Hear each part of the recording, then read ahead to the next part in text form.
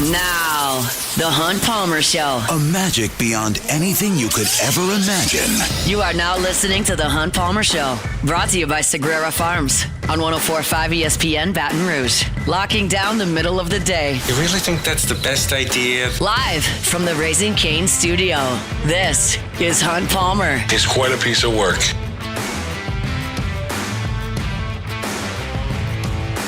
Welcome in! Hunt Palmer coming to you from the Raising Cane studio downtown in the capital city on this Thursday, working towards a weekend. We're brought to you by Sagrera Farms Premium Angus Beef. Jordan Kitchens, Cassie Spazzali back there on the ones and twos, and we are fired up. You are here.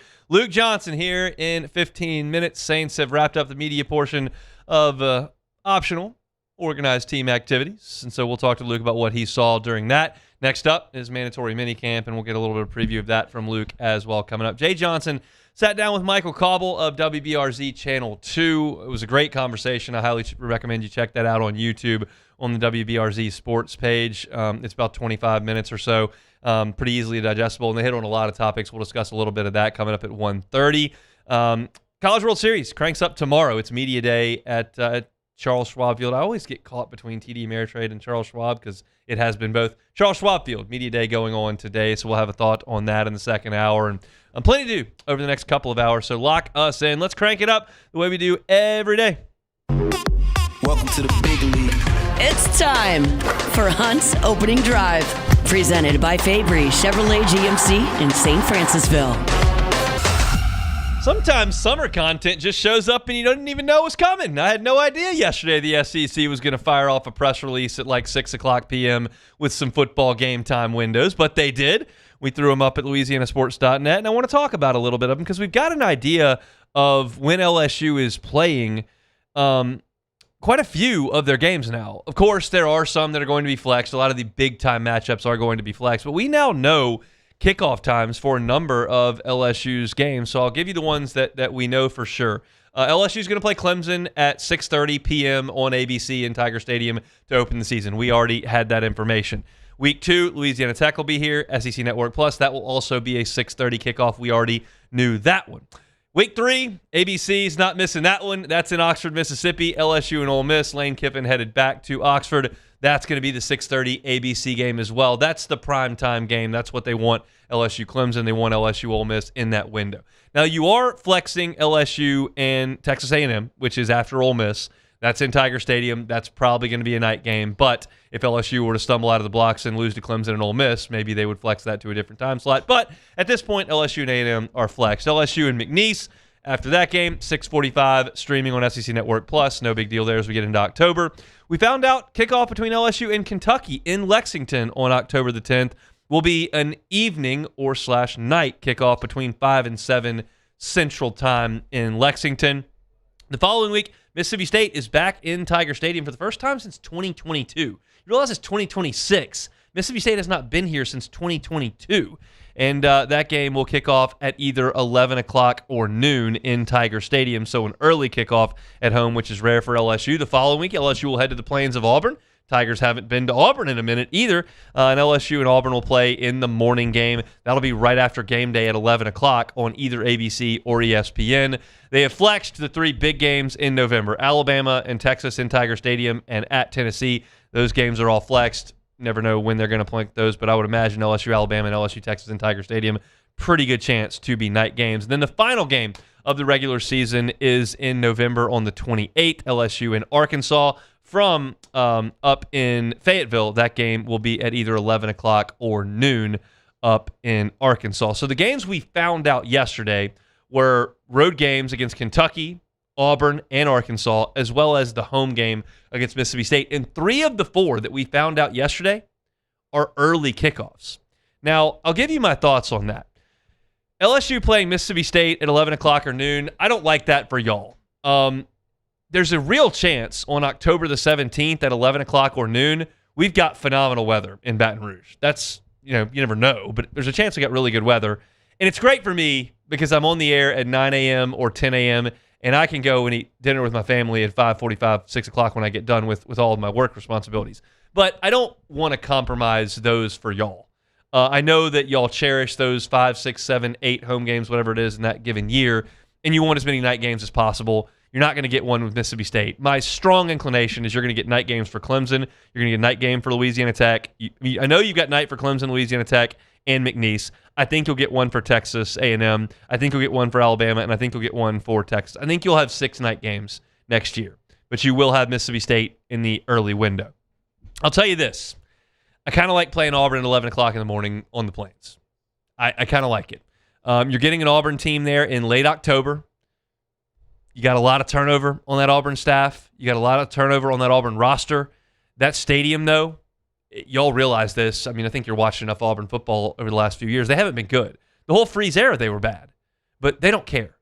That place, I would put Auburn and Texas A&M amongst the 2 most loyal fan bases. I would throw South Carolina in there as well.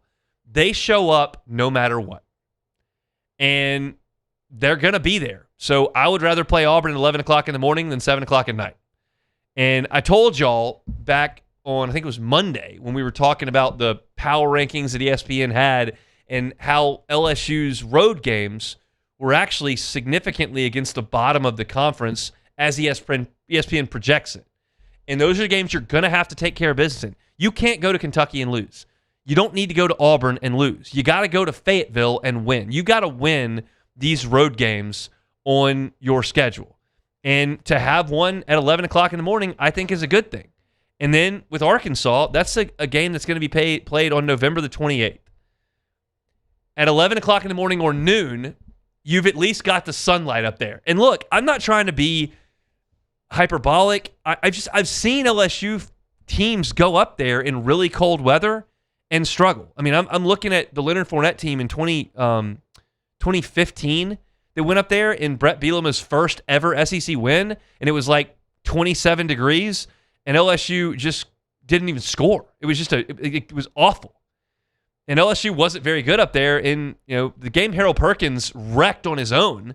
Like, LSU didn't play very well offensively in that game in Fayetteville. Like, it gets chilly up there.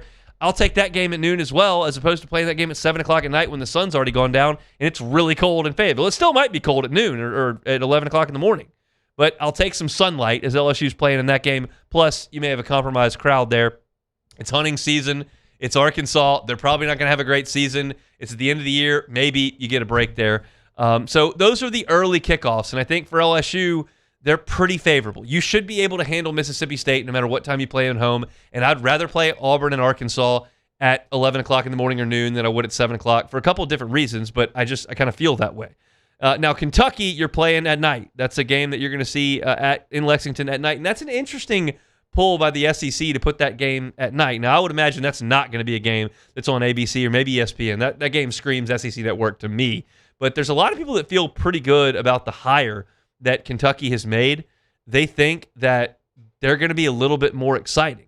Now, all the people in Baton Rouge, all of you, this is one of those moments where I can hear y'all talking to your radio. And you're going, well, Joe Sloan's calling the plays. They're going to stink. Well, he's the offensive coordinator, but I think we're all pretty well aware that Will Stein, coming in from Oregon, where he scored a bajillion points, is probably going to be running the offense in Lexington as the head coach. I don't think Joe Sloan is going to take the 2025 LSU offense and just straight up implement it in Lexington.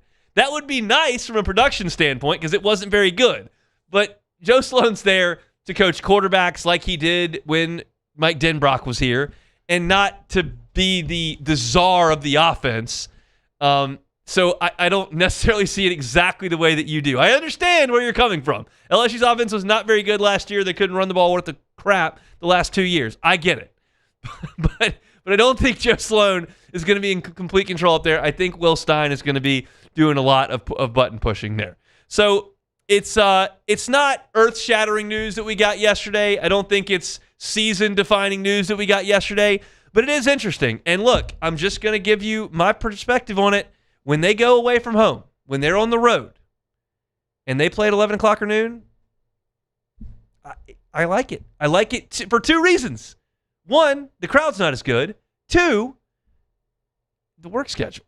And I know that y'all don't care about that at all, but like, I'm here. Like, it is my work schedule, and I would much rather start at 9 o'clock a.m. and be done at 4:30 than I would start at 6 and be done at 2 in the morning. And that's what I do a lot of football weekends. And also full disclosure, which y'all really don't care about.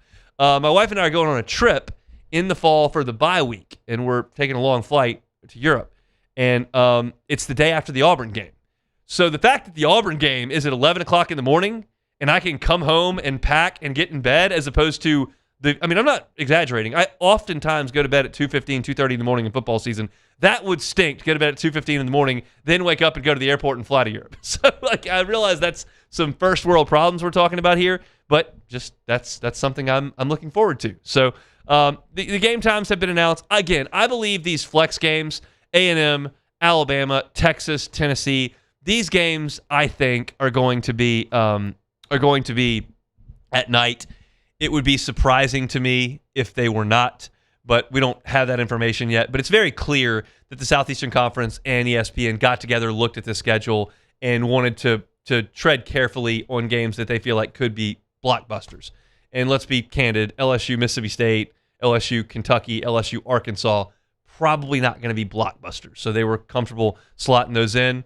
LSU, Bama, LSU, Texas, LSU, Tennessee, LSU, A&M, could be monster games. So those games probably going to be at night and will be flexed until a later date. But if you want to read those game times and see them all kind of laid out in front of you, we've got the story up at louisianasports.net. So appreciate y'all for making that part of your day each and every day. It's been awesome to see that site grow, and we'll keep it rolling there. That's a little look at LSU football here on this Thursday, brought to you by Sagrera Farms Premium Angus Beef. We'll step aside. Luke Johnson talking St. Toast TAs, and we'll talk about what Jay Johnson had to say with Michael Cauble coming up in 20 minutes. Thursday edition of the Hunt Palmer Show. The Hunt Palmer Show. GoTro's Outdoor Power. GoTrosOnline.com is the website, but stop on by.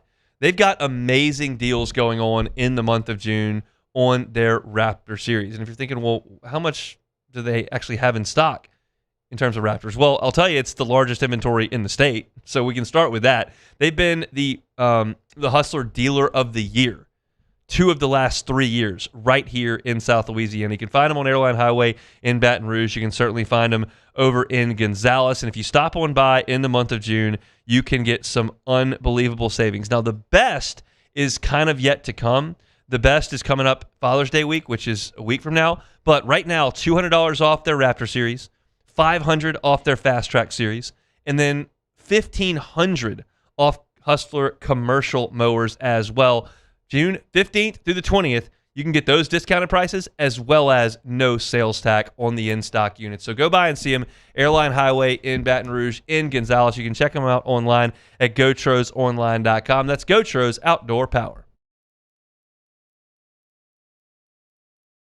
If your office is experiencing performance issues like slow networks, jammed printers, or disappearing files, Advanced Office Systems may be right for you. With powerful IT solutions, print management, document imaging, and security systems, they help offices regain confidence naturally. Side effects may include uncontrollable efficiency, smoother workflows, and a sudden burst of office joy. Say goodbye to those emotional breakdowns in the supply closet and get back on track with Advanced Office Systems.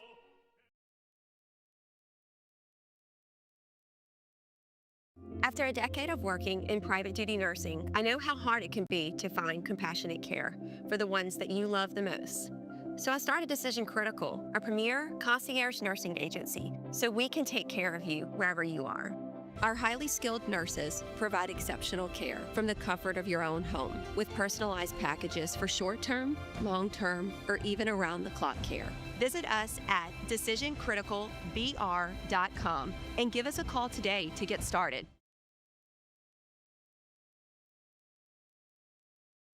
Men, age is just a number. Don't let it dictate how you feel. Goodwood Men's Sexual Wellness has anti-aging services that can help you look and feel your best. Visit yourgoodwood.com and discover a renewed sense of vitality. Championships are won with preparation, and so are great roofs. The Tigers don't cut corners on the floor. Parrish Construction and Roofing won't cut corners on your home either. Do business with someone you know. Parrish Construction and Roofing. ParrishBuilt.com.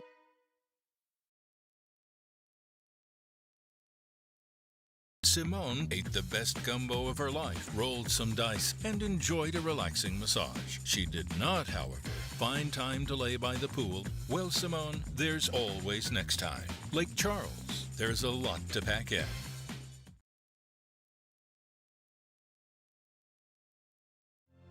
My father, J.B. Falgu, had a vision of growth for First American Bank and the communities we serve.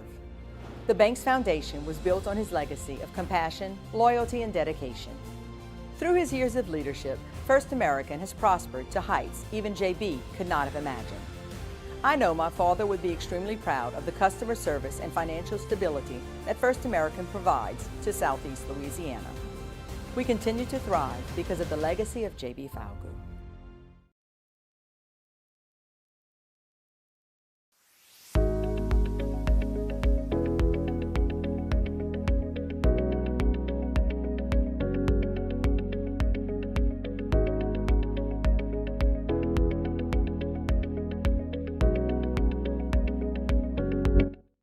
This is the Hunt Palmer Show, brought to you by Sagrera Farms.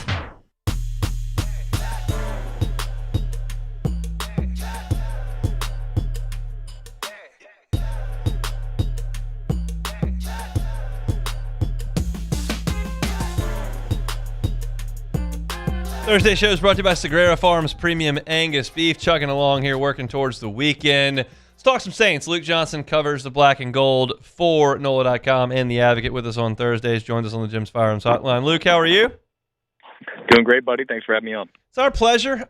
We were joking and kind of chuckling on the show yesterday with Kellen Moore's press conference from yesterday. How difficult is it to get him to say anything?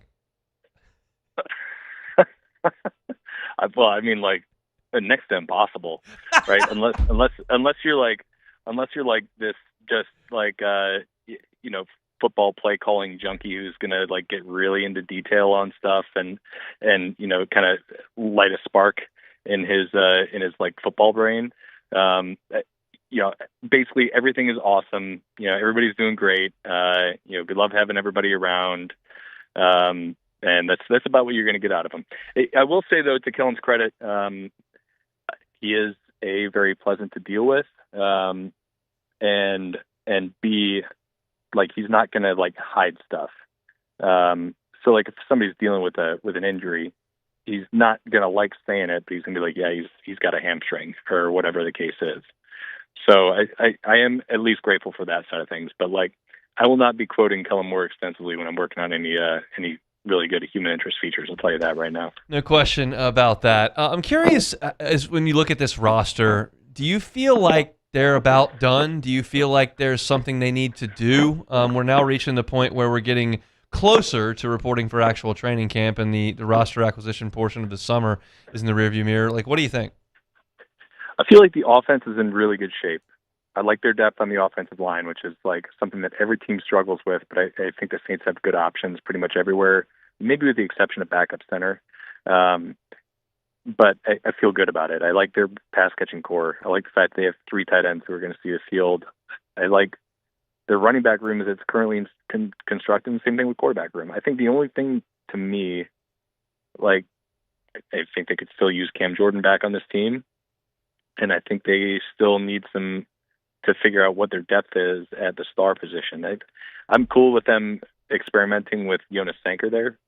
I'm interested to see what he looks like there, because it is very different from just the straight up, like, even box safety, right? He's going to have some different responsibilities. But I mean, like yesterday, they ran full team out there for the first time since they got going with their summer program. And Jaden Price, who spent all of last year on the practice squad, who I don't think has ever played in an NFL game, was their number 2 nickel, their number 2 star, which is concerning to me, right? He might be a good player, but there's like literally nothing to go off of. I don't even think he played in a preseason game last year. If he did, it was minimal. So like, I kind of want to see him make a move there, because the guys they have are all outside corners, like Kool-Aid McKinstry, Quincy Riley, even the guys they drafted, TJ Hall and Lorenzo Styles. Those are outside corners. Martin Emerson, the free agent they signed, who I think is an intriguing player, is an outside corner. I think they could still use some help there, even if Sanker is a good player. All right, let's talk about what you saw on the full team workout, specifically with Tyler Shuck yesterday. I was told the defense kind of controlled most of the action, but what did you see? Yeah, actually in full team, I thought Shuck looked pretty good. It was in 7-on-7 where just they just couldn't find anything against that defense, and I think I'm still like very, very high on Shuck and what he can be in this offense. They were working without Chris Olave or Jordan Tyson yesterday. His top two options were Jalen Polk and Devon Vele, who I think are good secondary options. They're just they're not like premier top flight receivers like the other two guys who you kind of hoping are in this offense. So it was just it was 7-on-7 and there's no pass rush and he was holding onto the ball forever. And I think he had 4 reps and 3 of them were he's holding onto the ball for like 6-7 seconds. I'm not worried about that. It was up and down. He was really, really good the week before.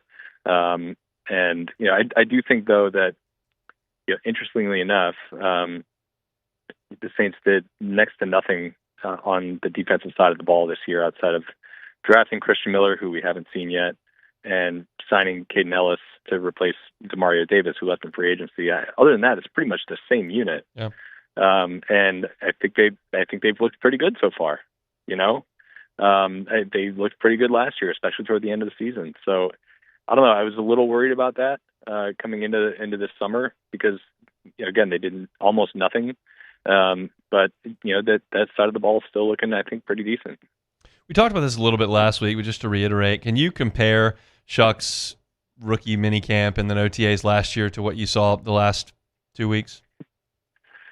Yeah, I mean, I just think he's the 7-on-7 period notwithstanding yesterday. I think he's more decisive, and this is just as a player, right? More decisive, more willing to kind of open it up, take shots downfield. Like we saw it early last year. It seemed like he was just trying not to make a mistake, right? And you could see the talent at times, but like I think this year it's been more consistent, and everything's been more on time, and he just looks like a confident player. And that's not even getting into all the other stuff, which I think is the really important stuff. Is like everybody here believes in him. Like last year is like, you just don't know who the guy is going to be. And there's no real opportunity for somebody at this stage of the season to kind of take charge. And I think that is so different this time around. I mean, guys are bringing it up unprompted, not even asking about Tyler Shuck, and they're bringing him up and the way he's getting everybody together. I think that's really important. Because if you're going to succeed in this league, like it is, like you have to have the physical attributes, right? You have to be able to get the ball out. You have to be big and strong and fast and throw the ball hard and far. But there's guys who have all that who are not good quarterbacks because they don't have it like between the ears. And I think Tyler Shuck has that. And that's a really elusive quality, and that's something that should be breeding optimism around here, and I think it is. Luke Johnson's our guest. You can follow him on Twitter at @LukeJohnson, covering the Saints for the NOLA.com and the Advocate. Is the only significant health issue at this point Kendre Miller? Is there something else that I'm missing there where they're trying to get somebody back to the field? Yeah, I mean, there's been a lot of guys who've been like he's sitting out of practice. Guys who were expecting to contribute, right? Like I didn't see Oscar Delp do any like really competitive stuff throughout this time. Jordan Tyson's been held out. Christian Miller's been held out. Chris Olave hasn't done anything in OTAs the last 2 weeks. And yesterday, Kellen Moore said that's kind of still related to the blood clot. But I do think that this, just as an organization, is very conservative medically. And they're going to have guys on treatment programs and maintenance plans and all that stuff, with the idea of getting into week 1 in one piece. So yeah, like all those guys missing, I'm not really concerned about them. I'm not concerned about Christian Miller missing time. Kendre Miller is the only one who I can think of on this team right now who would be looking at like starting the training camp on the PUP. Obviously that can change, but like that's kind of where things stand right now. You think he's going to make the roster for the season? God, I don't know, man. Like I'm having a hard time seeing it. Obviously, like if Alvin Kamara, if they decide to move on from him because they're still like being non-committal about his 2026 status with the team, then that greatly improves Kendre Miller's chances. But like, it's just hard to count on him. right? And it's not even like a dig against Kendrick Miller. It's just I don't think he's played more than 6 games in a professional season in 3 seasons. So it's just like he could make the roster, but like if he does, I think it says like, hey, we have this extra roster spot. We want to keep him because we still believe in his potential. But like hard to go into a season counting on him to play even half the season because he's never done it. That's it's a big strike against you, and the clock's running out on his time in New Orleans if it doesn't change in a hurry. Luke, we appreciate the time. We'll be reading. Thanks, man. Yep, my pleasure, man. He is Luke Johnson with NOLA.com and The Advocate covering the black and gold. If you're looking for our Saints content, you can always find it. LouisianaSports.net. Ross Jackson does an awesome job, and my stuff at Hunt on Saints, wherever you find your podcast, of course, on YouTube as well. It reminds you about Boudreaux's Electrical Services. Boudreaux's Electrical Services. It is hurricane season. Like right now, it is June, it is hurricane season, and we're hopeful that it's another quiet one, but you know that can't last forever. We've had some good ones in a row. I hope there's 10 more to follow, but we know the odds this part of the world. So if you want to give yourself the peace of mind, whether it's at home or at your business, to make sure the power never goes out on you, get that Generac home standby generator installed by the people at Boudreaux's Electrical Services soon. 985-397-1562 is the phone number. 985-397-1562. You can also reach out to Gonzales location, 225-300-9389. It's a local option for that Generac home standby generator. And when it's local, you get the customer service you're looking for. You need that installation done, local team comes out and does it. You need maintenance done, local team comes out and does it. They monitor your generator 24/7 because the last thing you want to do is spend money on a generator, feel like it's going to be ready to roll, and then a storm blows through and you didn't know there was a mechanical issue. Now your generator doesn't work. Well, that can't happen. And it won't at Boudreaux's Electrical because they're monitoring things and can send a local team out to repair things if there is an issue. That's the local difference. It's Boudreaux's Electrical Services. Find them online at boudreauxelectrical.com. Give them a call at 985-397-1562. We're chugging along here on this Thursday edition of the Hunt Palmer Show. Still plenty to do on this edition. In 30 minutes, I'm going to start talking a little bit about the College World Series. They are practicing and doing media day up at Charles Schwab Field right now in Omaha. I was talking to Musso down the hall. Kiddo's sick this morning again, so I had to take him into the doctor. And my wife came to me and she's like, can you take him to the doctor? And I checked my schedule on my phone. I clicked on the day on the calendar to make sure I didn't have anything. And boom, my 2 flights to Omaha popped up. They've been canceled for a couple weeks, obviously. But they're still there on the calendar as just canceled events. And I'd have been flying out 5:10 this morning was the departure time. So if you were on a 5:10 a.m. flight out of New Orleans to, I believe, Dallas is where I was headed first, I would have been there with you, but you went 9-21 in the SEC, so that didn't quite qualify you to get in the tournament to play for Omaha. But Jay Johnson spoke a lot about that with Michael Cobble of WBRZ, and in an interview this week, it's up on WBRZ's YouTube channel right now, and it goes a lot of different directions, and it's like 25 minutes, well worth your time. I listened to it on the way to work yesterday, and really enjoyed what Jay had to say. Some really interesting points that he made, and some things that you can draw from, and we'll talk about some of those, including those sound bites from Jay Johnson when we come back.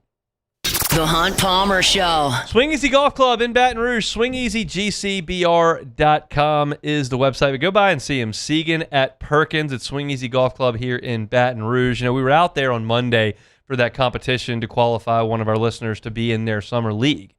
And Chris was one of the guys who qualified, and he was hitting some balls to warm up before we played the front nine at Pebble Beach on the simulator. And he was hitting some like low cuts that he wasn't happy with.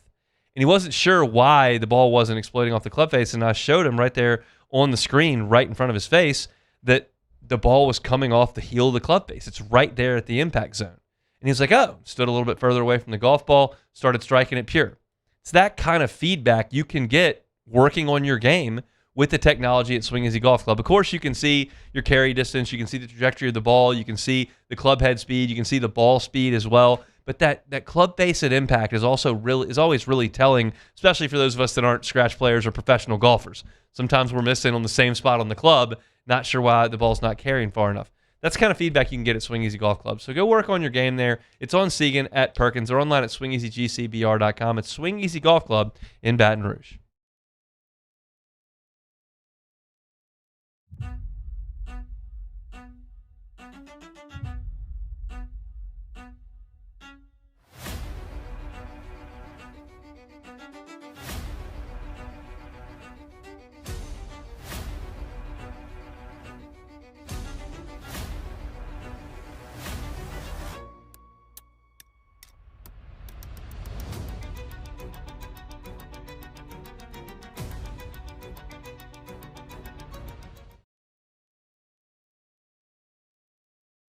At Bayou Automotive, we believe in a sales process that puts you first. We want you to experience an easy purchase with clear pricing and great service. Let Bayou Ford and Bayou Chrysler Dodge Jeep Ram be your trusted partners in finding your perfect vehicle. The crew at Bayou Automotive is going to do right by you.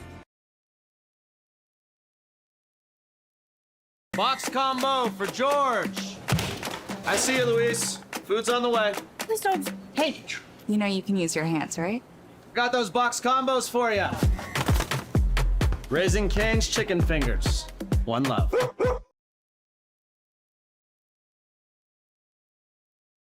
After a decade of working in private duty nursing, I know how hard it can be to find compassionate care for the ones that you love the most.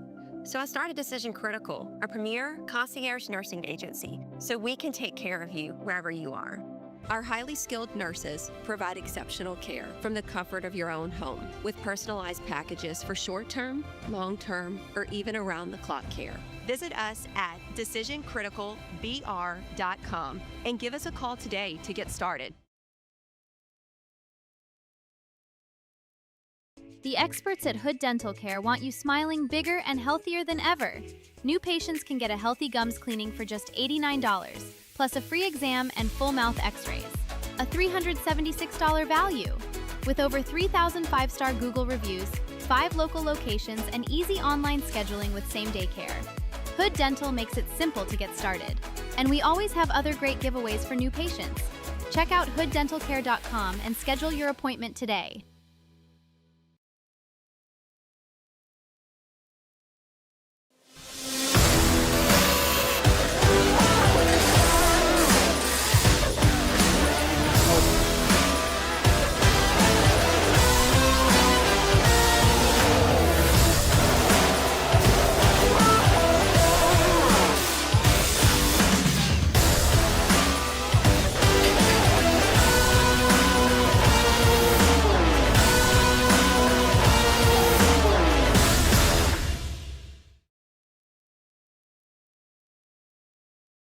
If your office is experiencing performance issues, You're listening to The Hunt Palmer Show, brought to you by Sagrera Farms.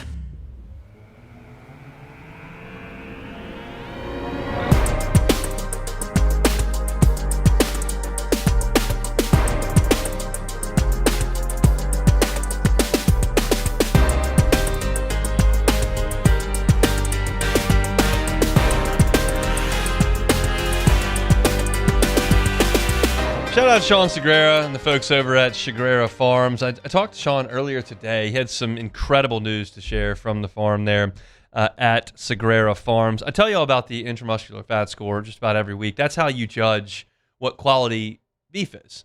So if you're talking about on that scale, the IMF scale, if you're talking about 0 to 3, that's the bottom of the barrel. That's your select. You go 3 to 7, 8, that's when you're talking about choice. That's 60% of the beef out there. Prime starts at 8 or 9, right? Sean ultrasounded or had 20 cows ultrasounded on the farm this week. 19 of the 20 graded prime. And the average, keep in mind, prime where it starts is like 8 or 9. The average was 12.5. So you're talking about double prime in some cases. There were multiple 18s on the farm currently. There was a 19 on the farm currently. There are multiple 15s on the farm currently. Double the standard of prime USDA beef. And you've got it right up the road here outside of Baton Rouge. Give Sean a call if you want some of the best beef in the country in your freezer in short order. You call him at 225, obviously. He's right there in Baton Rouge. 719-1723. 225-719-1723. You give Sean a call. Say, hey, I'm looking for some beef. You can fill your freezer with a whole cow, a side, a quarter, and make sure that your summer grilling months are top-notch. That's what you get with Sagrera Farms Premium Angus Beef. They bring you our Thursday shows each and every week. All right, let's talk about some LSU baseball. Michael Cauble did an awesome job interviewing Jay Johnson earlier this week. You can find that entire interview online on YouTube or on WBRZ's website. On YouTube, it's on WBRZ's page. You can look at sports and you'll see the interview there is actually the interview that Cauble was sitting down and doing with Jay Johnson. You can see this if you watch the video. When Bino Waters calls him and says, hey, we're coming to LSU, he gets that call in the interview. Now, it's not played. Jay's phone rings. He goes, I got to take this. He hops up, and Cauble goes to break. And then Jay comes back, and Cauble's like, oh, is that good news? And Jay's like, very good news. And they just keep going with the interview. So if you want to kick out of that, it's early in the interview. Go check that out. But I thought some of the sound bites were really good from Jay, and some of them are very long. But look, I'd rather hear Jay Johnson talk than me give my opinion. So let's hear Jay Johnson talk. We'll start with him talking about some of the flaws in the 2026 team, as well as what that meant to LSU's pitching. I think the flaws of the team, we just couldn't cover them up. When we didn't pitch well, we really, a defensive error would magnify that. Mm-hmm. And I think we can be better on that side of the ball in totality. Now, what I'm excited about is I think there is plenty of in-house pitcher talent that can and will perform better than they did in this season. And I'm really, really excited about that. I think we have a good pathway to that. I think it's taking each of them individually, the guys in that starter bucket with Kaysen, with William, with Cooper Moore, Marcos Paz.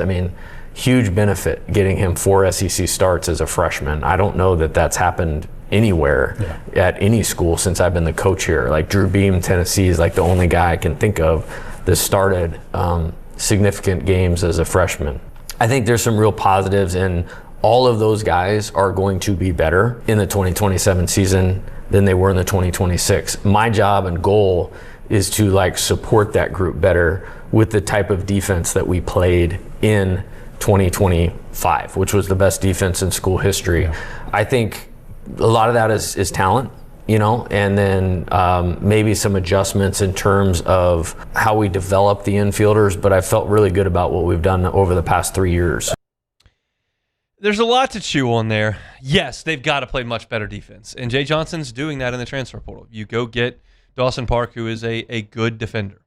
They're not going to go get guys in the transfer portal who cannot defend. And you went last year and you got 4 infielders out of the transfer portal, and none of the 4 were good on defense. Now, some of them profiled as really good bats and didn't turn out that way, but you knew when they came to LSU that they weren't great defenders. And that's a problem, and that's something he's not going to let happen again. He's not going to chase offense, chase power, and compromise significantly the defense. They've got to play better defense. Now, the other piece of that soundbite, and this is going to be something you hear from me in October, in November, in January, and starting in February. If this pitching staff stays relatively status quo from right now, and you realize that you're going to battle on SEC weekends with Kaysen Evans, William Schmidt, Cooper Moore, Marcos Paz, Reagan Ricken, and Landon Hood with a couple of freshmen, you're going to hear me be skeptical of that, because that wasn't good enough this past year. So you're going to have to bet on big-time improvement. That's kind of what Jay's saying there, that they're going to be better. They need to be a lot better. They need to be a lot better. If you're going to compete for a championship, you need to have starting pitchers that go routinely 6 2/3, 7 1/3, 8, 9 strikeouts, 2, 3 runs. And LSU just didn't get that from those guys this year. Evans gave up a lot of runs because he gave up a lot of walks. Schmidt didn't get deep into games. He didn't give a lot of runs. The ERA was okay. He didn't ever pitch into the 7th inning. Moore got hurt, but Paz got tagged if he wasn't against South Carolina. Riggin didn't get opportunity. He had some struggles in the midweek. And then Hood has been a relief guy in the West Coast Conference. Now, I believe in all those guys' stuff, but I would like to see one more starting pitcher added if possible. Problem is, like I talked about yesterday, you may not have enough money in the holster to make that happen after you go grab these 3 very high-profile guys. So that's one piece to the puzzle Jay Johnson's talking about. This is interesting and something that I didn't quite realize to the number, and I went and looked it up, but I'll let Jay Johnson talk about his biggest gripe with this team.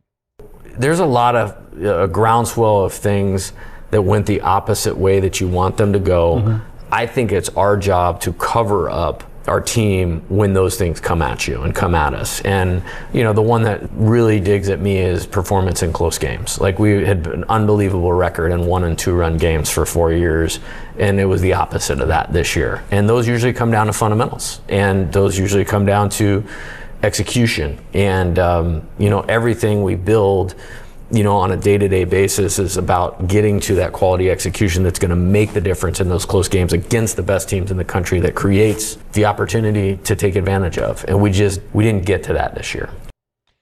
And I went and looked it up. I mean, it stands to reason. You go 9-21 in the league, you're losing some close games, you're losing some blowout games, and they certainly did both of those. But LSU in the SEC this year played 7 games that were decided by 1 or 2 runs. 7 games decided by 1 or 2 runs in totality. They were 1-6. 1-6 in 1- and 2-run games in SEC play. For the season, they were 4-9. And yeah, that's a hallmark of a team that's finding ways to lose. That's walking guys in late innings. That's not slamming the door on leads. That's coming back with a rally and coming up one swing short. They did that in Oxford once. That's a spot where a good bullpen and some quality offensive execution late in games flips that scoreboard, and LSU just didn't come up with it. And there's a lot of things that go into that, and it's not like you can't show up to practice on a Wednesday and go, okay, we're gonna work on winning close games today. Like, that's not a thing. You can work on bunting, you can work on infield defense, you can work on rundowns, you can work on elevating the ball in live BP to get sack flies. Like, you can work on the execution elements of the game that ultimately, more often than not, decide close games, but you can't work on winning close games. And they just didn't do it. Part of that's because the defense was bad. Part of that's because the bullpen couldn't find consistent answers. And part of that's because the offense struggled early in the season. Well, not early in the season, early in the SEC season. The offense wasn't good against Oklahoma, wasn't good against Texas A&M, wasn't good against Kentucky until the end of the series. They were bad in close games. And it's very, very difficult to go out there and become a great team if you can't win tight ball games. And LSU just simply did not win tight ball games in 2026. The shift here in the portal process has become very evident. And Jay Johnson talked about wanting to get defenders in the transfer portal. Here, when you're talking about competing for a national championship, like the position players, you can only do that if they can make positive contribution on both sides of the ball.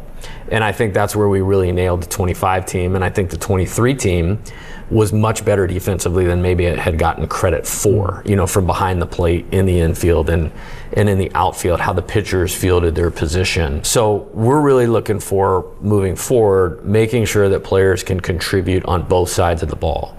And I think, call it my own, survival instincts when you see like Ethan Fry going out the door as, what a player. He is not nearly thought of the way that he should be around here because of injuries, and took him a little while to crack the lineup, but we don't win the national championship without him playing the way that he did. Jared Jones, one of the best power hitters in the history of this program. I think he's 3rd all time in home runs, and that's only playing 3 years. So I think maybe trying to catch up to some production that we were losing from them, maybe I got a little too focused on that. And then we lost a little bit of the identity that made that team so strong in 2025 was our ability to handle the baseball. And where it reared its head was, we were also going in a new route with the pitching where we were going guys that we really believe in and I really believe in, but it was their first time, going through as a starter. I mean, look at the scores in the NCAA tournament. Like, they are high and the bats are hot and players are stronger. So I actually look at some things like Kaysen and William and Cooper while he was pitching and Marcos did and go like, hey man, there's something to build off there, and they can be a lot better, but they can't be the best they can be unless we support them, or cover them up by playing better defense. There's 2 things on that, and we'll wrap this portion of the interview. We'll get to a little bit more of it in hour number 2. It's a sit down that Jay Johnson had with Michael Cauble on WBRC. They got 4 transfers offensively last year that could not play defense. Zach York's not a premium defender. Seth Dardo doesn't have a position. Braden Simpson doesn't have a position. Trent Caraway didn't help you offensively and is an okay third baseman. but you didn't get Danny Dickinson can play defense. Chris Stanfield can play defense. Now, Braswell didn't help you offensively in year 2, but in year 1, he did help you offensively, and he, of course, can play defense. These are the transfers that LSU needs to add. And you talked about the 23 team playing pretty good defense. When you think about that team, Milazzo behind the plate, good defender. Cruz in center field, elite defender. Thompson was a nice shortstop for LSU. And then you put Dugas at second base, which is an easy position to play, and he did an okay job. But, yeah, you need to get guys to play defense, and Dawson Park can play defense. And, by the way, you did go get a bat yesterday in Bino Waters. But he is a corner outfielder and knows how to play that position. The guys you brought in last year were infielders, but weren't good ones. You got a guy that can play the outfield. So, yes, he is a bat, but he will help you defensively. The guys you brought in last year are not going to help you defensively. So that's a change that Jay Johnson made. The other piece to that puzzle is I'm not fully buying into the fact that the defense really let Kason Evans and William Schmidt down. Of course it did in some spots. They were a bad defensive team. But those guys walked too many guys, gave up too much hard hit contact, got behind in too many counts, didn't work deep enough into games, and that was not a huge reflection on the defense. There was a part of it that was defense. Those guys just didn't pitch to their capabilities. They can be better. They better be better. They can be better. And so there's certainly a change in philosophy, but there's not going to be a huge overhaul in the pitching staff based on what Jay Johnson's saying. So we'll see kind of how that manifests and plays out. That's some content from Michael Cauble, who sat down with Jay Johnson. Again, you can find that at WVRC's YouTube channel. We'll get into some more sound coming up in hour number 2 at about 2:15, 30 minutes from now. When we come back, we'll stay on LSU baseball. Some folks, as a result of this interview that Michael Cauble did with Jay Johnson, and then some social media happenings, are coming up with a conspiracy theory. I will dive into said conspiracy theory when we come back to close out the hour. The Hunt Palmer Show. Love telling you about the Howard Insurance Group. Jonathan Carbo is awesome over at the Howard Insurance Group. He and his team are experts when it comes to property and casualty insurance. It is storm season. It is time to make sure your insurance program is ready for storm season.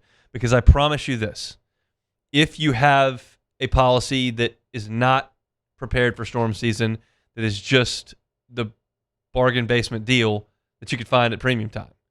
If there's a storm in the Gulf and you look at your policy and say, I might need to change some things, they will not. There will be a moratorium put on your coverage, and you got what you got. Change it now. Make sure your building is valuated property. Make sure that your business interruption limits reflect your revenues and your expenses so that you can continue to get that revenue and manage those expenses if you can't work. Make sure you don't have co-insurance penalties that are going to be looming. Make sure your deductible fits your risk appetite. All these things are vital as storm season is upon us. So if you haven't considered those things in your insurance program and just know what it costs, then contact Jonathan Carbo and the Howland Insurance Group. They're online at highlandig.com. They can help you out this storm season in South Louisiana. It's the Howland Insurance Group, online at highlandig.com. The experts at Hood Dental Care want you smiling bigger and healthier than ever. New patients can get a healthy gums cleaning for just $89, plus a free exam and full mouth x-rays. A $376 value. With over 3,000 five-star Google reviews, 5 local locations, and easy online scheduling with same-day care. Hood Dental makes it simple to get started. And we always have other great giveaways for new patients. Check out hooddentalcare.com and schedule your appointment today.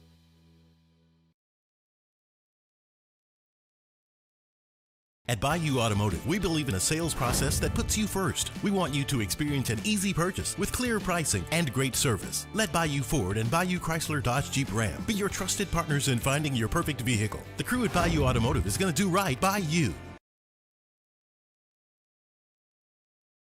At Sunshine, your hometown John Deere dealer, we know you deserve value when you purchase equipment. Right now, take advantage of the powerful 3025E tractor for just $297 a month. With 0% financing for 72 months. Tractor packages with a trailer also available. Whether you're tackling land, property, or projects, get your job done. Don't wait. This offer ends June 30th, 2026. Some restrictions apply. Visit sunequip.com or stop by a Sunshine location today.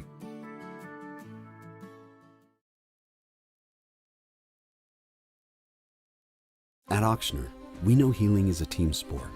That's why we've partnered with world-renowned orthopedic surgeon Dr. James Andrews to create the Ochsner Andrews Orthopedics and Sports Medicine Institute. Whether you're a professional athlete or a weekend warrior, our team of specialists are dedicated to getting you back in the game. So whatever your reasons are for reaching your personal best, we've only got one: you. Ochsner Andrews Institute. Long live you.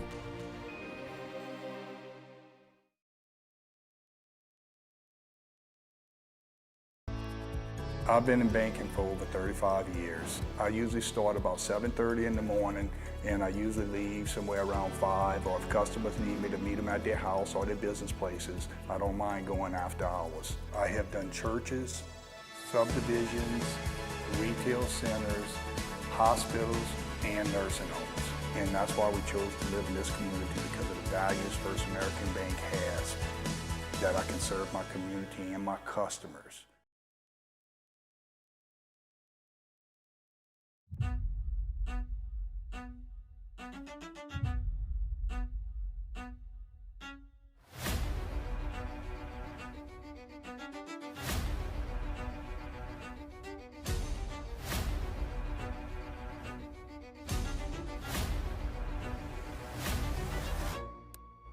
You're listening to The Hunt Palmer Show, brought to you by Sagrera Farms.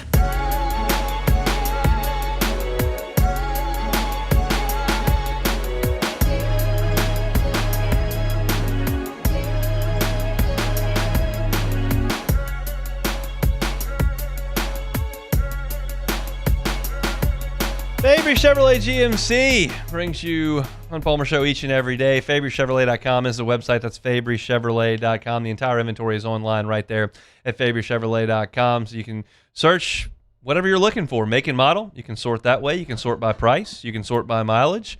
You can sort by new, sort by pre-owned. No matter what you're looking for, they've got it at Fabry Chevrolet GMC. The Fabry family's been at this for 35 years in Baton Rouge. They've got a great reputation for a reason. It's because they take care of their customers.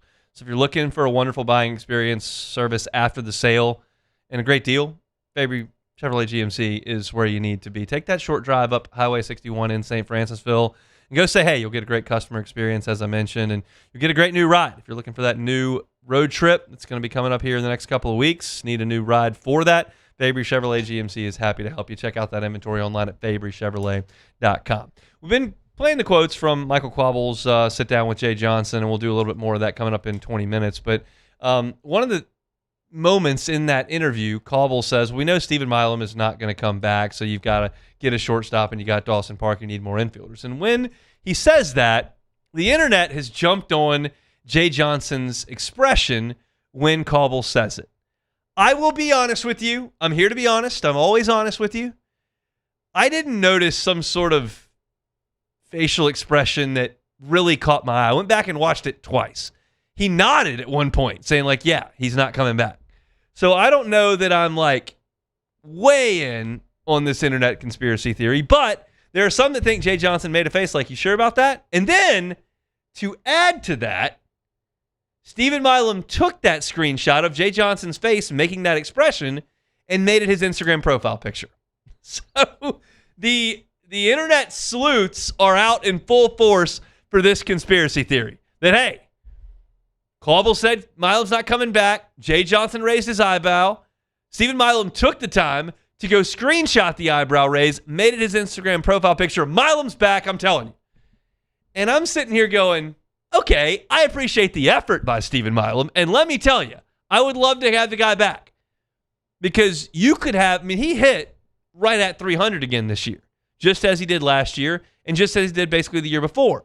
He's been just over 300 career hitter at LSU over 3 seasons. He could hit 260 playing the defense he does at shortstop, and I'd have him out there with bells on. I love it. You can do that at 3 positions in college baseball. You can have a 240, 3 home run dude play catcher, shortstop, and center field because they save a lot of runs. Catchers save multiple, half a dozen to a dozen pitches a game. Shortstops in college baseball boot balls on the regular. If yours doesn't, that's a huge deal throughout the course of 56 games. A lot of outs you're saving. And then center fielders run down gappers and save runs daily. So Milam coming back would be massive. And I have said from the beginning, I don't think he's coming back, but it's certainly a possibility. I don't believe Stephen Milam's going to make a ton of cash. Jay Johnson has thrown out the $2 million thing for Stephen Milam. I don't see anybody giving Stephen Milam $2 million.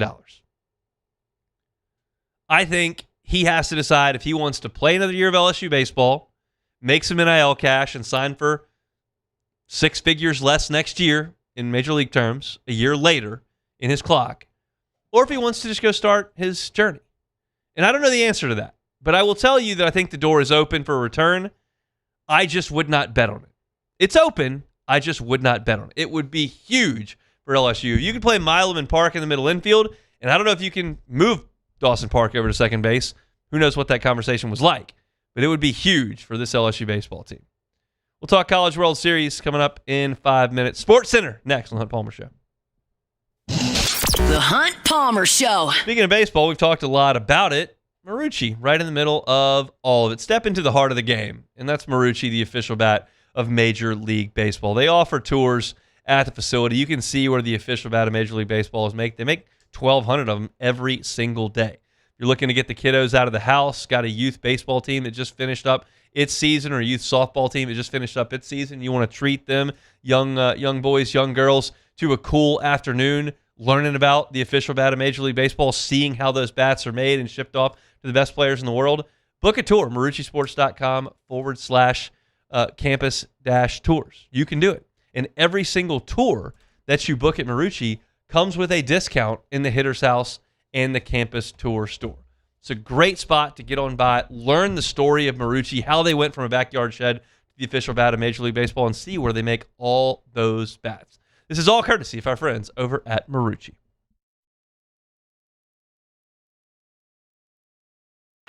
When it comes to industrial construction, River Parish Contractors can do it all. Mechanical, structural, custom fabrication, specialized welding, and turnaround services. Strategically located in between Baton Rouge and New Orleans, we have the local team with the experience and commitment to safety to manage the most complex industrial projects. Period. Here's the deal. Partnering with us means your project is delivered on time, on budget, and most important, safely. River Parish Contractors, let's get building.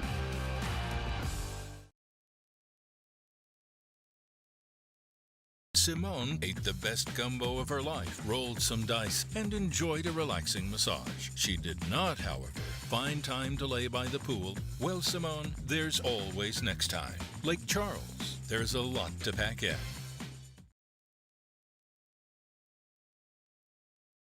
My name's Mike Krumholt, and I've been with First American Bank for 4 years. What makes First American Bank special is we're able to offer all the products and services that any other big bank can offer. What sets us apart is being able to give that small town feel that someone can pick up the phone and they can talk to someone or stop by the branch and get excellent customer service.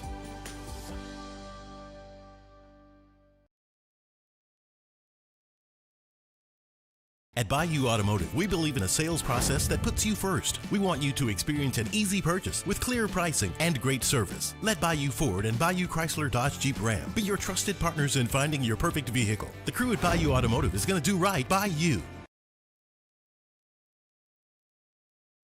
Hey, it's Matt Moscona. Look, back pain can sideline you from the things you love. That's why I trust Dr. Kevin McCarthy and the team at the Spine Center of Louisiana. Dr. McCarthy doesn't just treat symptoms. He gets to the root of the problem. From advanced injection therapy to minimally invasive surgery, they've got the expertise to get you back in the game. With 5 locations across Louisiana, including right here in Baton Rouge, quality care is close to home. Call the Spine Center of Louisiana or visit spinecenterla.com.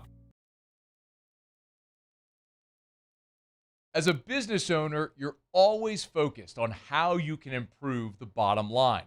Well, when was the last time you shopped your insurance coverage?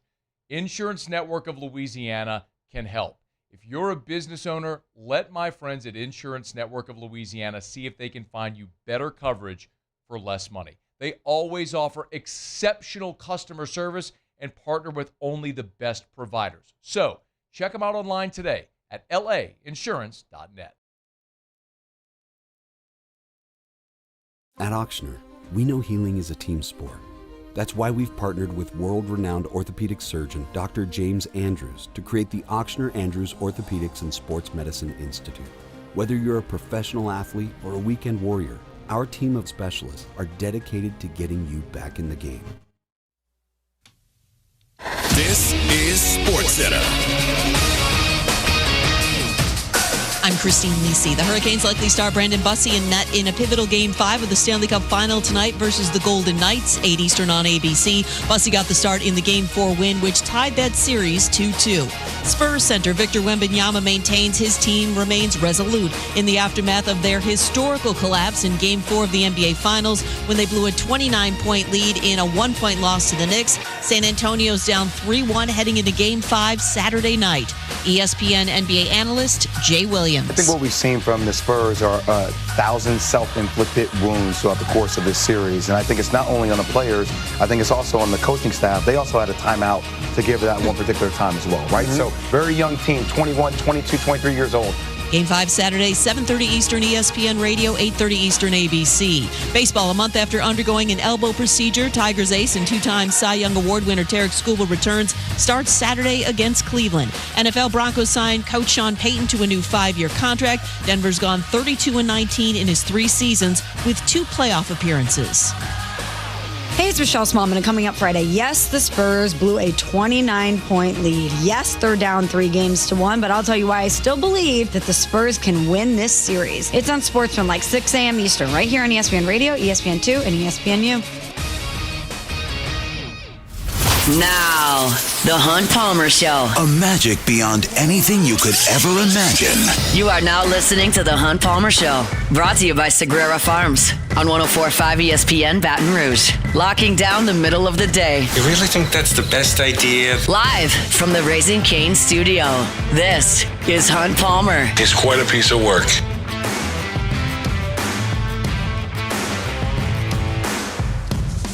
Hour 2, Thursday edition of the Hunt Palmer Show. We are working towards the weekend. Appreciate you being with us. Busy hour number 1. If you missed any of it, catch it on demand. Hunt Palmer Show, wherever you find your podcast. Of course, on YouTube as well. In hour 1, we discussed LSU football's new schedule announcements, some windows for a few games in Southeastern Conference play that were made available. You can catch that on YouTube at Hunt on LSU. Also discuss the Saints with Luke Johnson. You can find that at Hunt on Saints, wherever you find your podcasts. OTAs now in the rearview mirror. We'll look forward to mandatory minicamp coming up here shortly, and as we inch towards training camp second by second. The College World Series does start tomorrow. Just got some information from Kendall Rogers, who's up there at the State of College Baseball press conference before the College World Series gets underway, and got word college baseball not looking to expand the tournament. They like it at 64. I just sent the, I guess that's Big Daddy when the drunk Jets fan in the bar goes, hell yes, holds up his drink.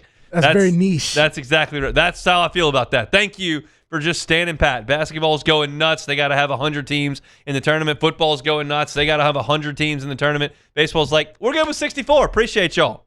Good. Good on you, NCAA baseball. And we've gotten to the Final 8 in this year's stanza. And tomorrow is kind of the undercard of the College World Series bracket. You're getting some real heavyweight hitters coming up on Saturday. 4 SEC teams. You'll have the first game, which is Oklahoma, Alabama, and then the night game, which should just be unbelievable, is Georgia and Texas. And I'll talk about those games tomorrow on Friday's show, but I want to talk about tomorrow's games here today because they'll start at 1 o'clock and then at 6 o'clock tomorrow.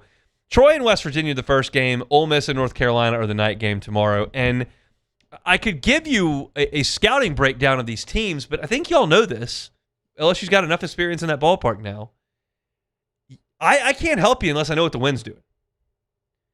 If you recall, that ballpark was jumping in 2023.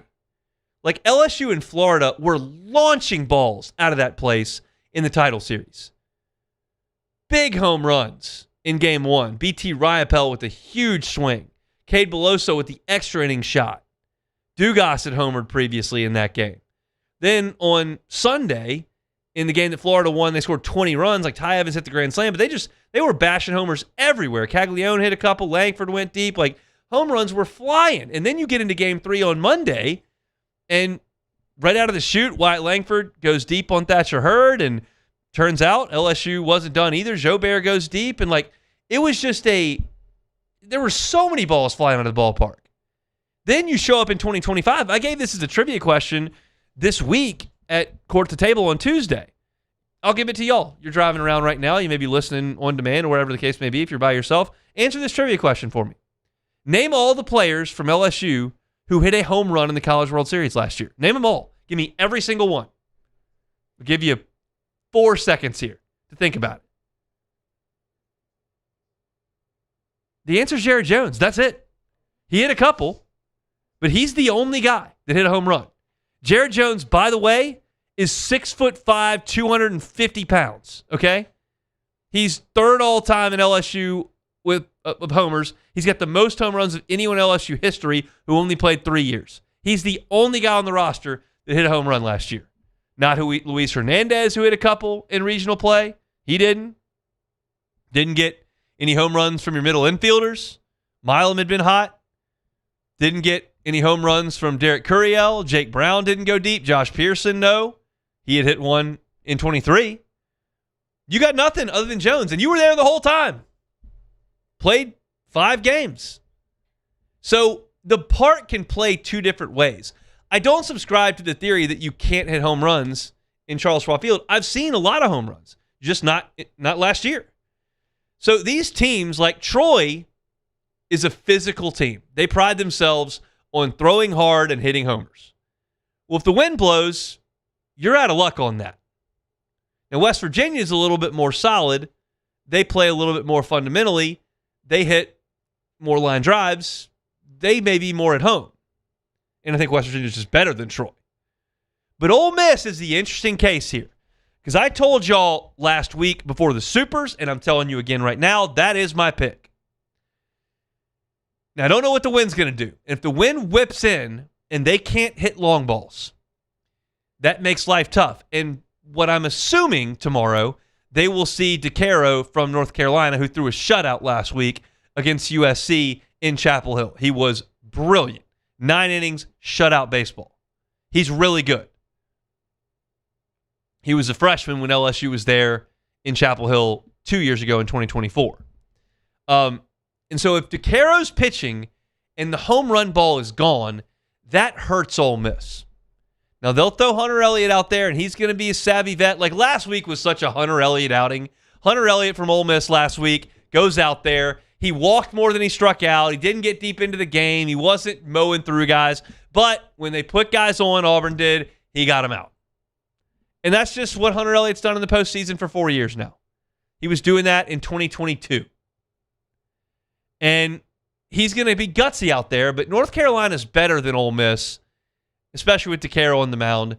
And if the Rebels can't tap into that home run ball with Becerra, with Furness, Pano's swinging the bat really well, like obviously Utermark's a stud. But if they can't hit the ball out of the ballpark, then they're going to struggle to string hits together on DeCaro, and that may change things. The first thing Mike Bianco needs to do is the Jimmy Ott special tomorrow. He needs to give it the Jimmy Ott special. You wake up in Omaha, you walk outside, get a cup of coffee, and you see which way the flags are blowing. Because if Bianco gets his cup of coffee in the old Market District, wherever he is tomorrow, and walks out there, they're playing at 6, and he sees those flags whipping out towards the Ferris wheel, oh, he's in business, baby. If those things are coming in off the river, trouble. Because Ole Miss needs to hit the long ball. I don't know what the wind's going to be, so I can't handicap this really well for you. But I'll tell you this.